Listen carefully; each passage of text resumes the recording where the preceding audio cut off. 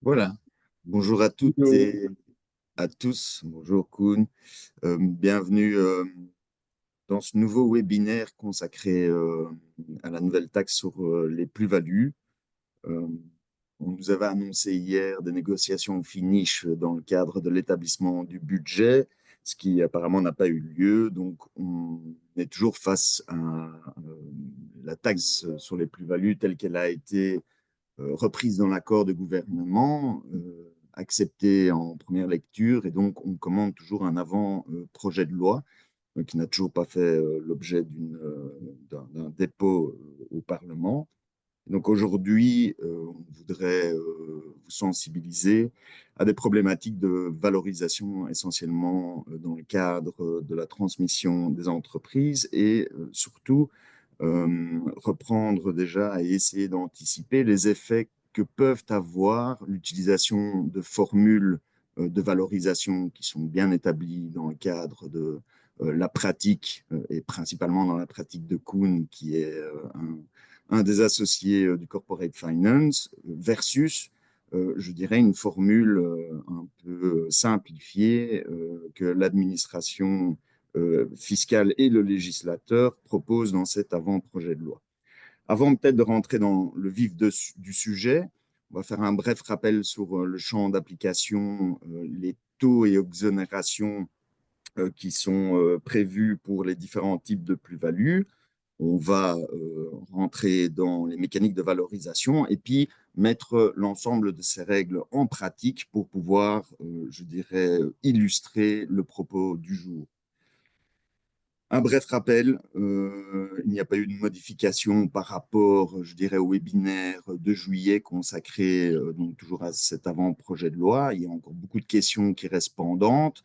Donc, je dirais, voilà, on est aujourd'hui dans l'attente d'un texte définitif avec, je dirais, une première analyse des mesures. Alors, ce qu'il est important de noter, c'est que cette nouvelle taxe sur les plus-values va essentiellement s'appliquer aux actifs financiers, on reviendra sur la définition, qui font l'objet d'une opération, d'une cession à titre onéreux.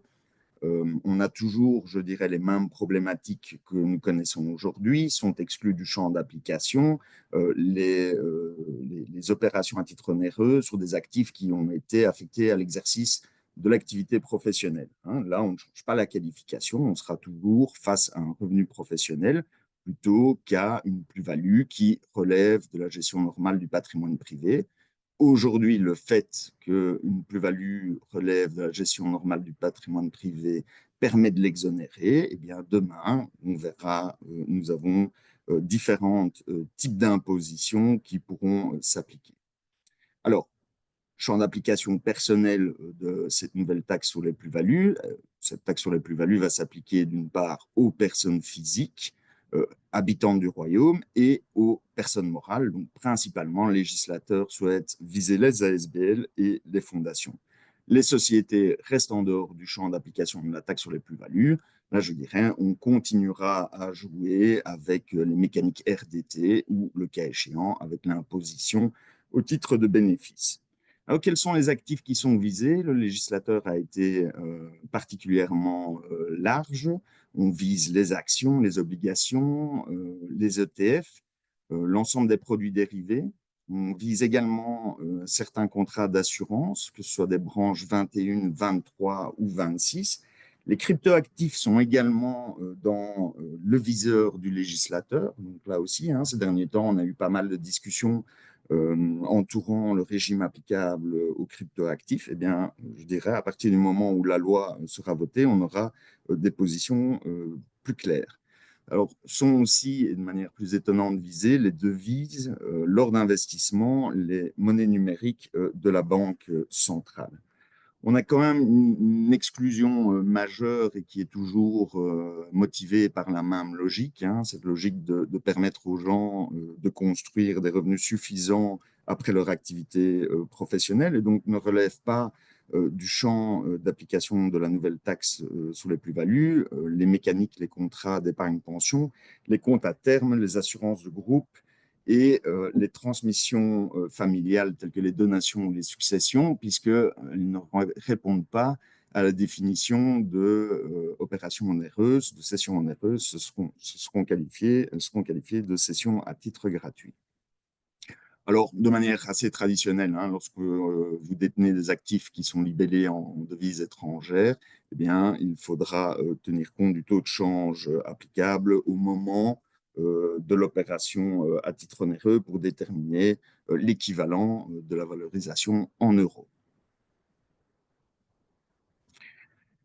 La distinction essentielle que nous devons établir aujourd'hui pour rentrer, je dirais, dans le vif du sujet, c'est de savoir si c'est le régime normal, je dirais, résiduaire de la plus-value qui va s'appliquer sur l'ensemble des actifs détenus, ou si on va pouvoir appliquer un régime que je pourrais qualifier de faveur, hein, parce qu'il est plus intéressant fiscalement que le régime résiduaire, à savoir le régime qui frappe les cessions à titre onéreux sur participation significative. Alors, une participation significative correspond à une participation détenue dans le capital d'une société à hauteur de 20% des actions de la société. Alors, évidemment, il faudra faire attention au droit patrimonial pour déterminer si ce seuil des 20% est atteint par le cédant. C'est le cédant qui doit tenir 20%. Et donc, d'une part, des questions se posent en cas de démembrement de propriété sur les actions faisant l'objet de la cession. Et puis, il faudra aussi avoir égard évidemment au contrat de mariage et au moment où la société a été constituée ou au moment où les actions ont été acquises. Les ventes à des tiers externes ou les ventes à une société holding sous le contrôle propre du cédant sont également une distinction à opérer. Pour revenir, je dirais, sur le champ d'application de la mesure, vous avez d'une part la taxation des plus-values qualifiées de type résiduaire, la taxation des participations significatives, mais le législateur a voulu maintenir un régime particulier qui est la taxation des plus-values internes. Et donc, lorsque le cédant vend sa participation à un holding qu'il contrôle ou qu'il contrôle avec les membres de sa famille, eh bien, il ne pourra pas appliquer le régime de taxation pour les participations significatives, mais un taux distinct de 33%, tel qu'il est appliqué aujourd'hui, viendra frapper la plus-value qui sera qualifiée de plus-value interne. Autre point d'attention, c'est bien que dans le cas de la structuration de patrimoine, la société simple est un outil fantastique qui permet de gérer des indivisions. La société simple, en tant que telle, n'a pas de personnalité juridique. Et donc, lorsqu'on regardera ce critère de seuil de 20%, il faudra bien s'assurer que ces 20% ne sont pas réunis au niveau de la société simple, mais bien au niveau de chaque associé de la société simple qui opérerait une cession à titre onéreux. Les taux et les exonérations, lorsqu'on est dans le régime résiduaire, la presse en a fait écho de manière très large, le taux sera de 10%. Une exonération annuelle de 10 000 € pourra être requise par le contribuable visé, avec une possibilité de faire monter cette exonération jusqu'à 15 000 € dès lors que les 1000 premiers euros d'exonération n'ont pas été utilisés au cours des 5 années précédant la cession.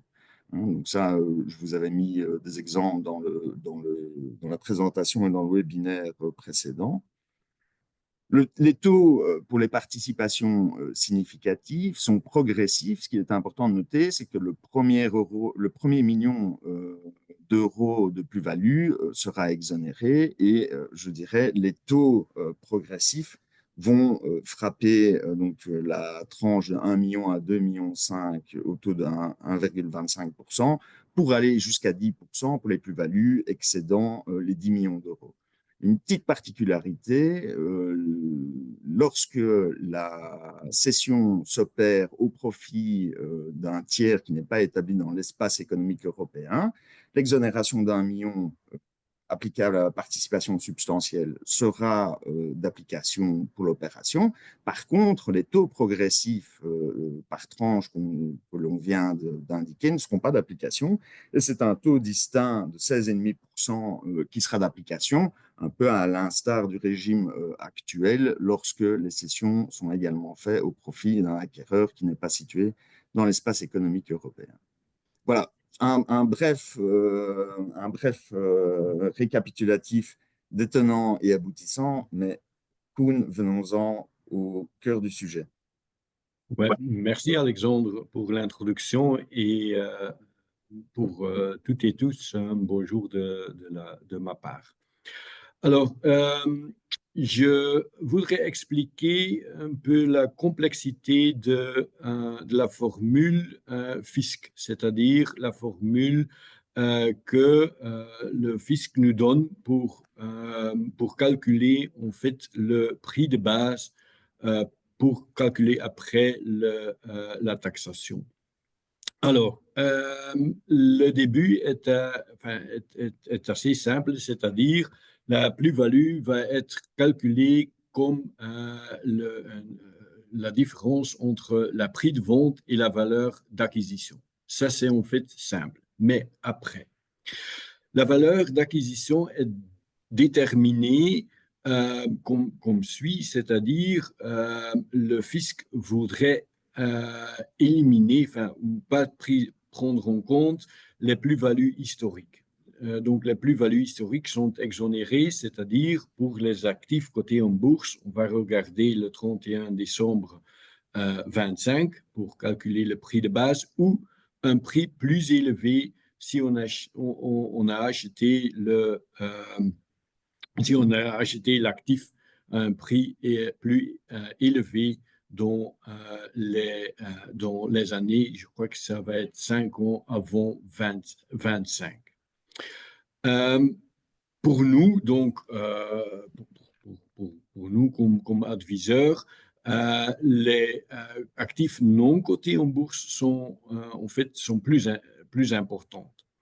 Alors là aussi, le fisc a dit oui, mais on va exonérer les plus-values historiques. Donc, on va calculer quelque part un prix de base.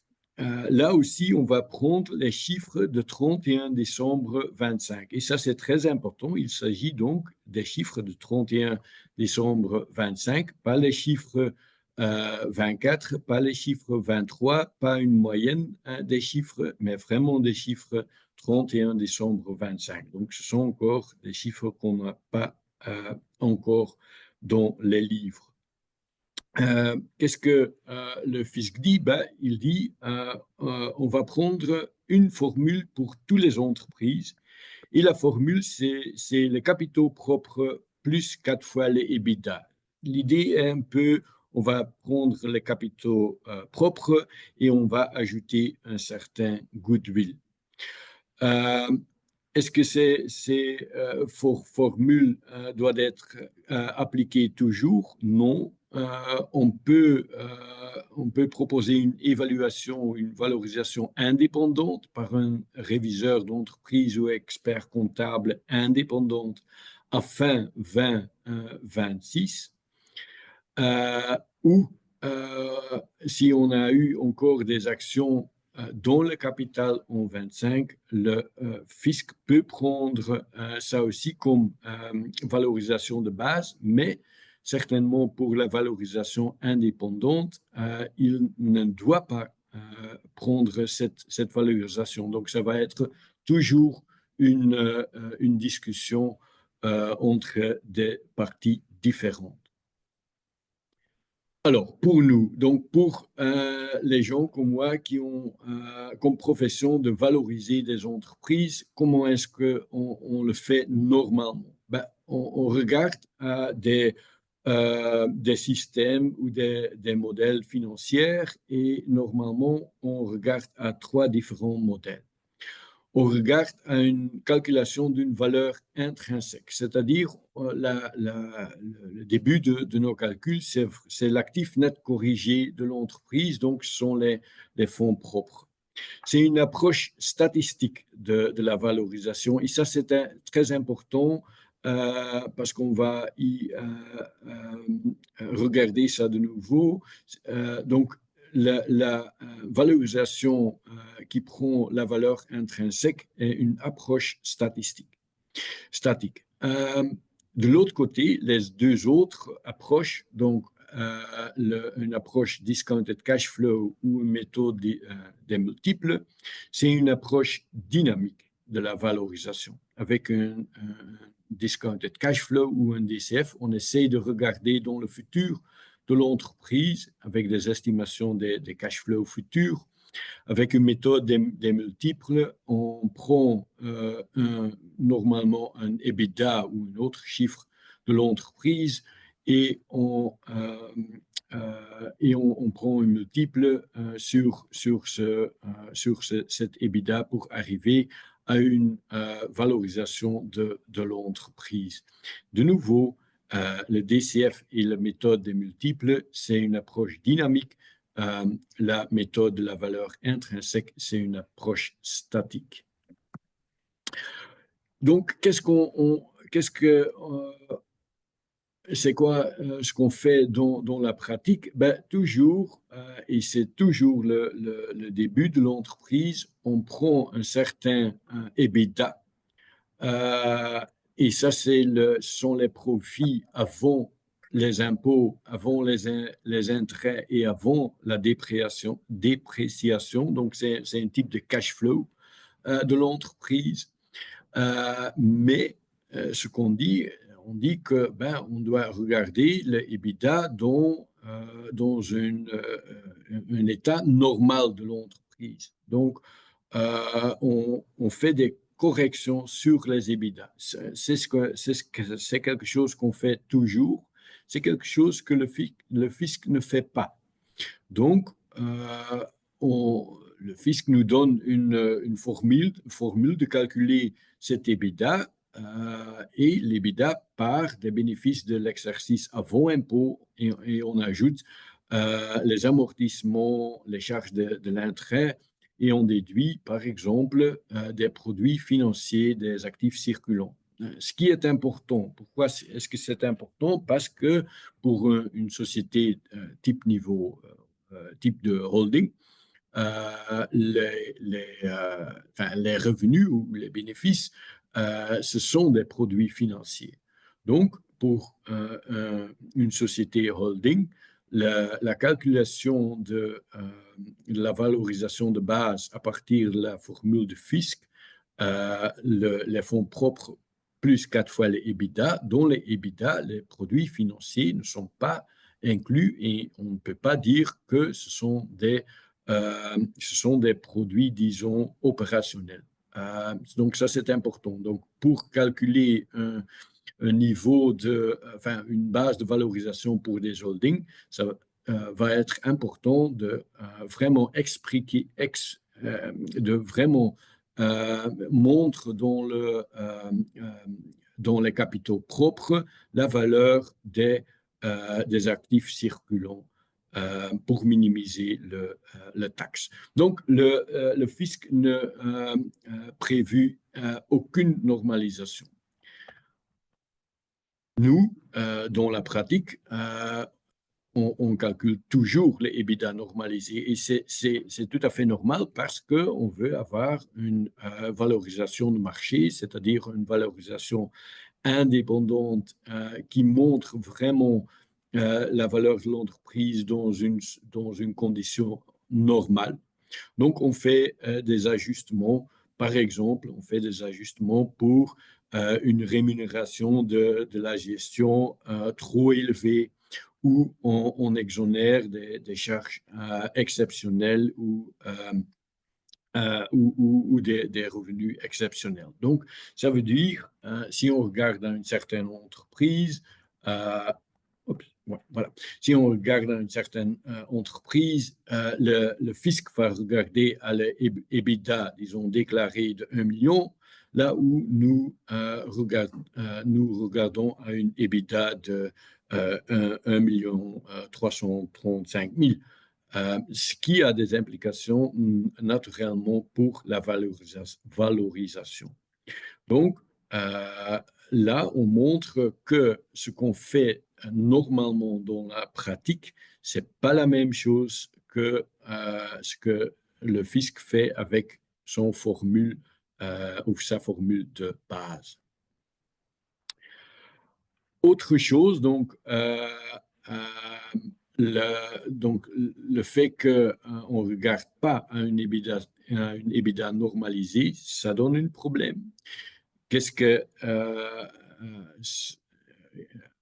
y a encore une autre chose qui est assez problématique, c'est-à-dire que dans le calcul, comme je disais, dynamique d'une entreprise, on regarde à une EBITDA ou à des cash flows qui constituent une méthode de valorisation qui nous mène vers une valorisation de l'entreprise. Et une valorisation de l'entreprise, ce n'est pas la même chose qu'une valorisation pour les actionnaires. La différence, c'est la dette nette entre les deux. Pour nous, si on part d'une valorisation qui prend les EBITDA en base, donc par exemple 4 fois les EBITDA pour calculer la valeur de marché, ou 5 fois, on doit encore ajuster cette valeur pour la trésorerie nette ou pour la dette nette. C'est quelque chose que le fisc ne fait pas. Le fisc prend les capitaux propres et il ajoute 4 fois les EBITDA, mais sans tenir compte des dettes. Donc, par exemple, si on a une société qui a une certaine dette nette ou par exemple ici 1 million ou quelque chose, c'est possible que la valeur de marché est plus faible ou plus bas que la valeur du fisc. Donc, ça veut dire que ça va être pour chaque entreprise très important de regarder vraiment la formule fisc et la valeur de marché comme c'est calculé normalement. Alors, je crois que maintenant on a une question pour le ITA ou un certain Paul. Voilà.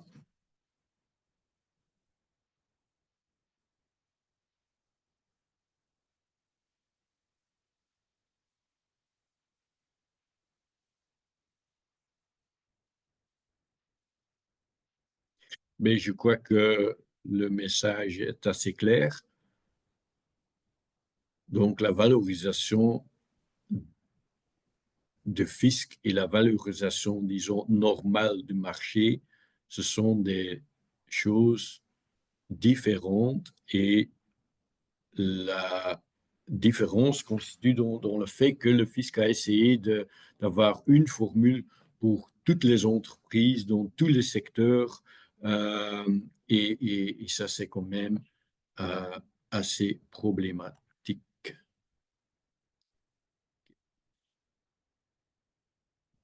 Où est-ce qu'on est maintenant?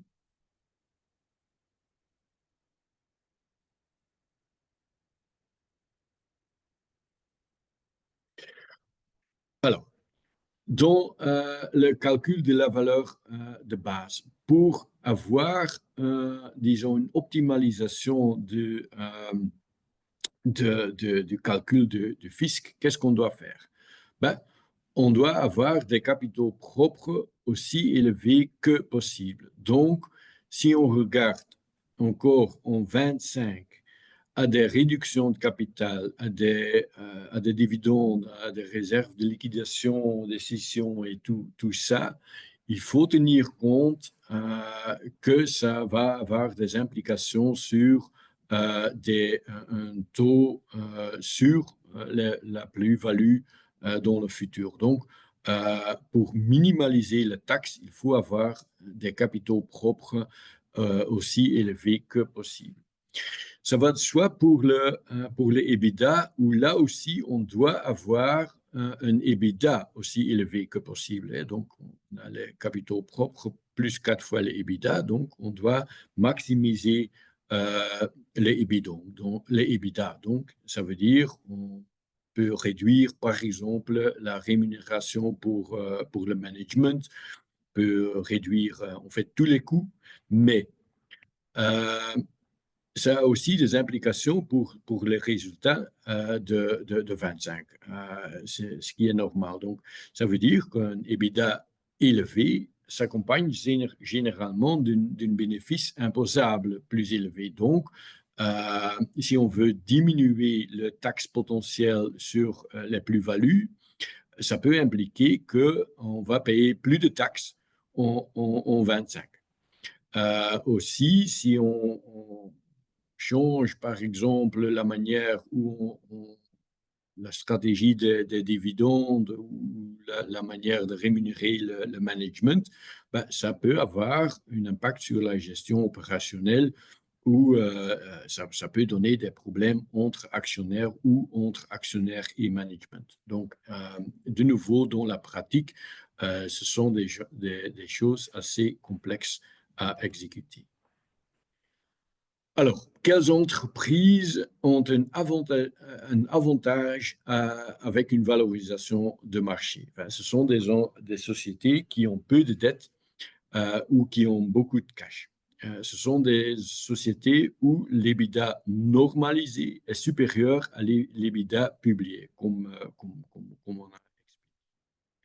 Ce sont aussi des sociétés qui présentent des importantes plus-values latentes. Donc, par exemple, dans des sociétés qui sont actives dans l'immobilier et où la valeur latente de l'immobilier n'est pas dans la valeur des fonds propres, ou enfin, dans la comptabilité des fonds propres. Là aussi, il faut vraiment être enfin, diligente dans ce que le fisc va prendre comme valorisation de base.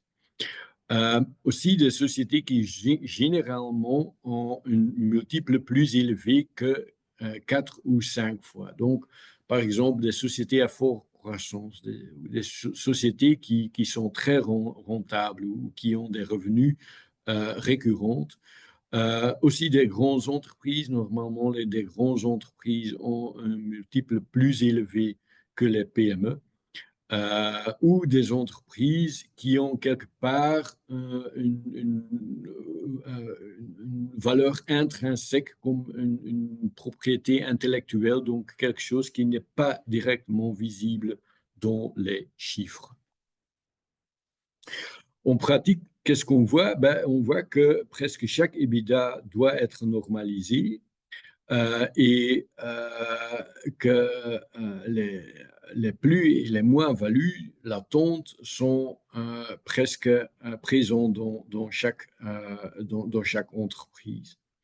Et que la valorisation de 4 ou 5 fois les EBITDA, donc ce que le fisc prend, qu'on voit ça que pour un nombre limité de secteurs.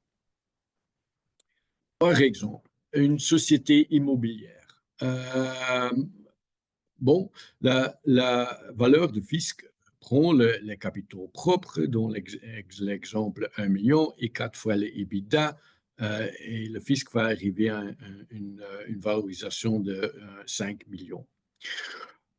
Dans la pratique, et ce qui est normal, si la société immobilière a des plus-values latentes sur sa portefeuille, ben, on doit exprimer ça dans la valeur du marché, y compris les impôts latentes, mais quand même, la valeur latente doit être dans la valeur du marché, donc la valeur du marché va être plus élevée que la valeur du fisc. On peut toujours essayer encore d'exprimer ces valeurs dans les capitaux propres encore en 2025, mais en exprimant cette valeur latente, disons qu'on veut vendre la société, ben, ça va compliquer des négociations avec un acheteur potentiel parce qu'on vient d'exprimer, disons, la valeur exacte ou la valeur de marché. Donc, ça va être plus difficile pour négocier un prix même plus élevé que ça. Pour une société avec une forte croissance, disons une société SaaS, c'est-à-dire une société dans le soft, là aussi, la valeur fiscale ou la formule de fisc est problématique parce que des sociétés qui ont une forte croissance, ben, normalement, l'EBITDA est assez faible parce qu'ils doivent investir dans cette croissance et les EBITDA même peut-être pas une bonne exprimation, enfin une bonne expression de la valeur de la société. Donc, par exemple, dans des entreprises soft, de temps en temps, on regarde plutôt au chiffre d'affaires plutôt qu'à l'EBITDA pour calculer une valorisation. Donc, ici, c'est très clair. Avec les mêmes chiffres, ici, on arrive à une valorisation de 12 millions et demi, là où le fisc va dire que la société vaut 1,2 million. Alors, la conclusion de ce qu'on vient de dire. Comme Alexandre a dit, l'imposition, c'est une imposition sur des personnes physiques, donc pas sur des sociétés. L'importance de la participation significative est claire. Pour moi, pour les entreprises non cotées, on a une formule fiscale pour toutes les entreprises et pour tous les secteurs qui est les capitaux propres plus 4 fois les EBITDA. Et je crois que c'est clair que j'ai montré que c'est problématique, que c'est assez complexe parce que on ne parle pas de normalisation et c'est une formule pour toutes les entreprises. Alors, on peut justifier une valeur marché par une valorisation indépendante réalisée par un expert comptable ou un réviseur de l'entreprise. De nouveau, le fisc ne doit pas prendre cette valorisation comme la vérité, mais quand même, on peut quand même arriver avec quelques éléments pour indiquer que la formule fisc n'est pas la formule bonne. La valorisation de marché est donc nuancée et ça, chaque valorisation dépend fortement des caractéristiques propres de l'entreprise et des secteurs. Donc, c'est plutôt un exercice complexe, de nouveau, complexe dans ce qu'on fait chaque jour. Et c'est juste cette complexité que le fisc a oublié dans sa formule. Voilà. Je crois qu'on a encore un peu de temps pour les questions. Alexandre, voilà, oui, non, on doit encore avoir un deuxième pôle, je crois, pour être en règle avec les ITA.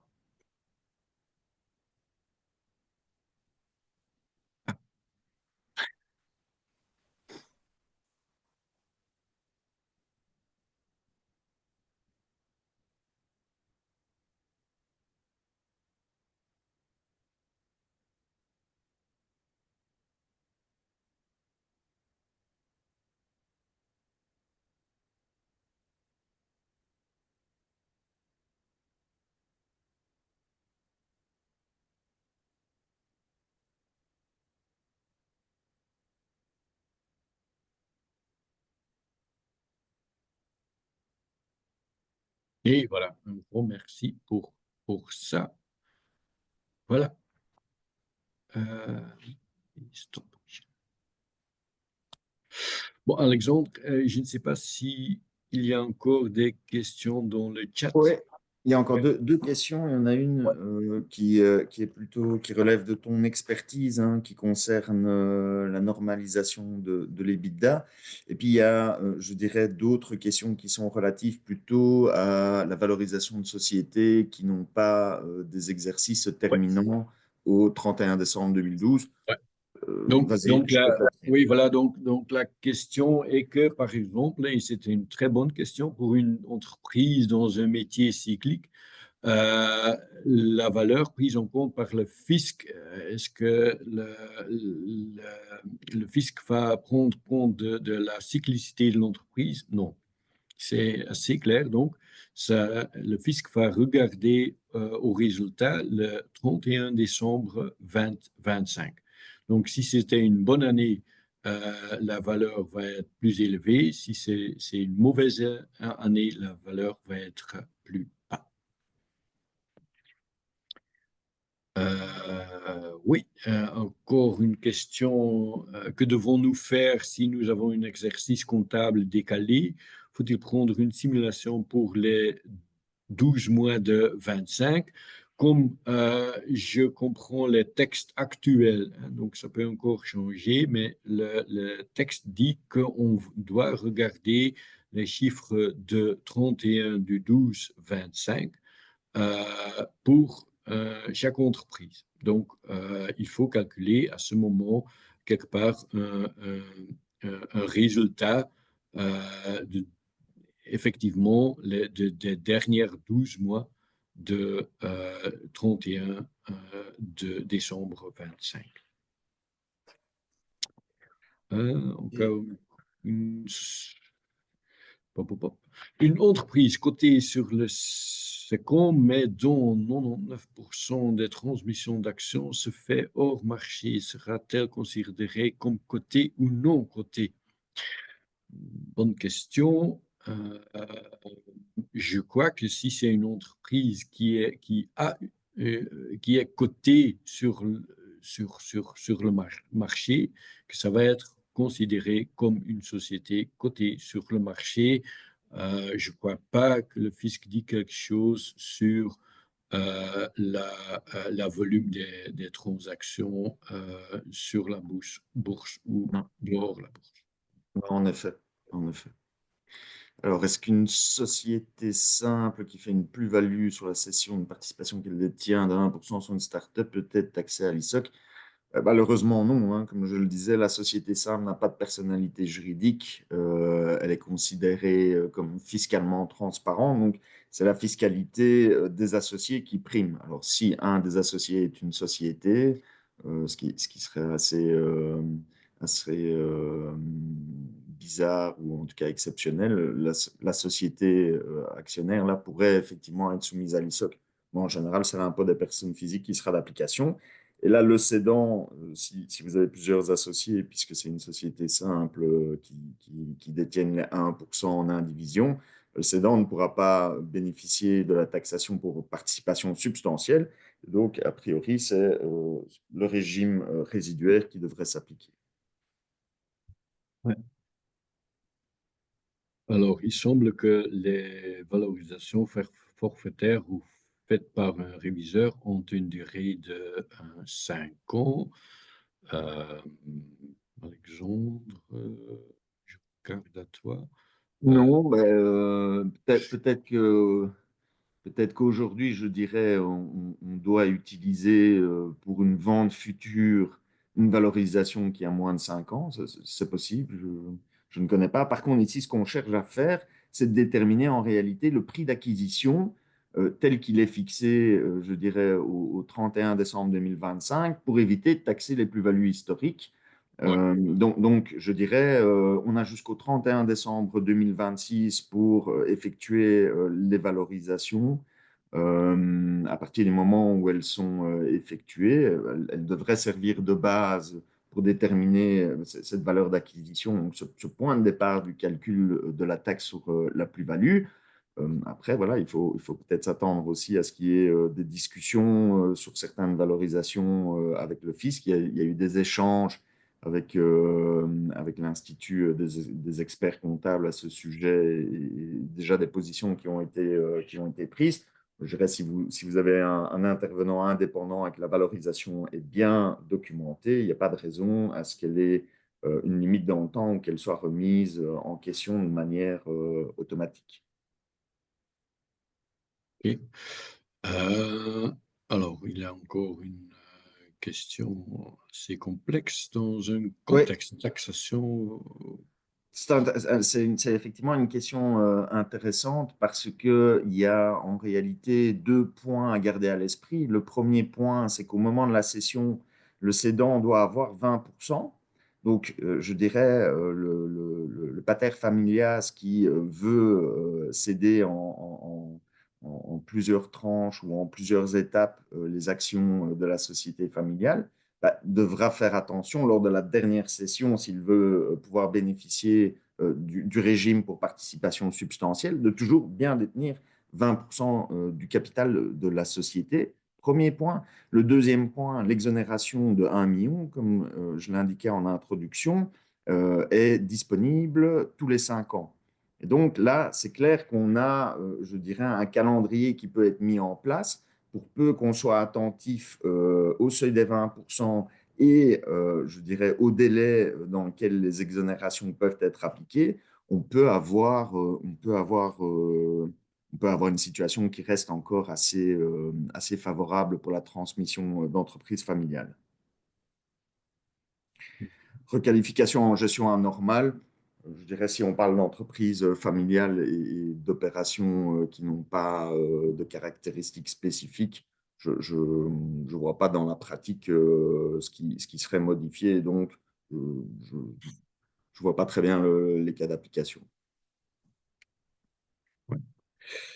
Alors, les fonds propres au 31 de 12-25 pour la valeur fiscale est-elle après ou avant distribution des dividendes 25? À mon avis, c'est après les dividendes parce que les fonds propres n'incluent pas les dividendes. euh, enfin, avant qu'ils sont versés, ça inclut encore, c'est encore inclus dans les fonds propres, mais je crois, c'est une bonne question, Alexandre, mais je ne crois pas que ça fait en fait partie des fonds propres, des vrais fonds propres de l'entreprise. Donc, je ne crois pas qu'on peut dire, oui, on va verser des dividendes, disons, 100% de nos bénéfices. Ben, Et, ce qu'il y a, c'est que tu vas avoir une dette, tu as une dette équivalente en réalité au montant du dividende à verser au 31 décembre, une fois que l'affectation a été faite. bon, oui, donc, c'est pas. Donc, non. Par contre, la question qui suit, donc, Monsieur Kla, si je vends une action à un tiers indépendant en 2025 à une vraie valeur de marché, cette valeur peut-elle être prise en compte par le fisc? C'est une des exceptions, effectivement, à la règle, hein. Donc, effectivement, s'il y a eu une cession Ouais, au profit d'un tiers indépendant, en principe, ben, c'est cette valeur-là qui peut servir de base. ouais, ouais. Même chose si. Ouais, C'est même comme chose. c'est Ouais, comme une augmentation de capital encore au exact. 25. Mais Oui, oui. je crois que quand même le fisc va regarder ça dans une manière plutôt détaillée. Disons Oui. que Ouais. Et en fait, je dirais, ce nouveau régime de plus-value donc, qui institue trois types de taxation différenciées ne met pas fin aux autres moyens de requalification ou de contrôle de l'administration fiscale. Et donc, cette mesure anti-abus prévue par l'article 344 du Code va pouvoir être utilisée par l'administration fiscale en vue de démontrer qu'on s'est placé intentionnellement hors ou dans le champ d'application d'une disposition dans un but uniquement fiscal. Alors, est-ce que de vendre un titre à un tiers à une valeur de marché pour pouvoir dégager une valeur peut être regardée comme un abus fiscal? Je crois qu'on peut discuter, mais a priori, on va discuter. ouais, voilà. Je crois pas qu'il n'y a plus de questions. Non, ok. Ok. Peut-être juste alors peut-être une dernière précision, parce que c'est des questions qui nous sont remontées déjà assez fréquemment. Qu'est-ce qui se passe si vous vous déplacez à l'étranger, si vous déménagez, si vous perdez cette qualité d'habitant du royaume? Le législateur a prévu une exit tax dont les modalités, alors est-ce qu'elle est conforme au droit européen ou pas, c'est aussi un point de discussion. Toujours est-il que on va fixer la valeur de vos actifs au moment où vous traversez la frontière, c'est-à-dire au moment où vous perdez cette qualité d'habitant du royaume. Et si vous déménagez dans un État membre de l'espace économique européen ou avec lequel on a un échange d'informations prévu par convention, vous pouvez demander à surseoir au paiement de l'impôt de la plus-value et durant une année, durant une période de 2 années, si aucune cession à titre onéreux n'est effectuée, eh bien, je dirais, la plus-value tombera. Par contre, si en déant ce délai de 2 ans, vous opérez une cession, l'administration fiscale vous demandera à ce moment-là de payer la plus-value qui aurait été due jusqu'au moment où vous avez quitté le territoire belge. Donc, le déménagement, s'il doit être effectué avant le 31 décembre 2025, ou sinon après, voilà, il faut avoir égard à ce délai de 2 ans et, et opérer les formalités aussi ad hoc. Il y aura des déclarations spécifiques à introduire sur une base annuelle.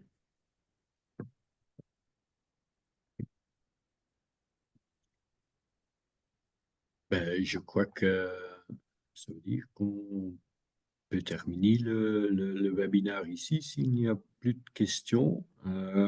Si jamais il y a encore des autres questions, et certainement il y aura encore des autres questions, vous pouvez toujours nous joindre, nous téléphoner ou envoyer un email à moi et à Alexandre. Bon, le Oui, message est clair, hein, c'est une législation très, très complexe avec encore beaucoup de questions à répondre. oui. Voilà. Je pense que ça vaudra la peine quand on aura un texte voté de revenir peut-être de manière aussi très pratique sur les questions qui restent en suspens et ce qu'il convient de faire en 2026. Parce qu'il y a quand même, je dirais, pas mal de choses qui ont déjà été étudiées auprès des différents services chez Moore. Euh, il y a du temps, hein, il y a encore du temps, Bon, je dirais, surtout ne pas prendre de décision hâtive. C'est vrai qu'on a des clients qui nous demandent aussi s'il est utile de vendre l'ensemble des portefeuilles avant le 31 décembre pour geler une valorisation. Non, ce n'est pas utile. Et au contraire, ça va ouvrir la débition aux taxes comme la TOB ou d'autres joyeusetés. Donc, ça n'a pas beaucoup d'intérêt. ok. Voilà. Merci à tous pour votre participation. Merci Koen pour les explications. Et à très bientôt. Salut. Au revoir.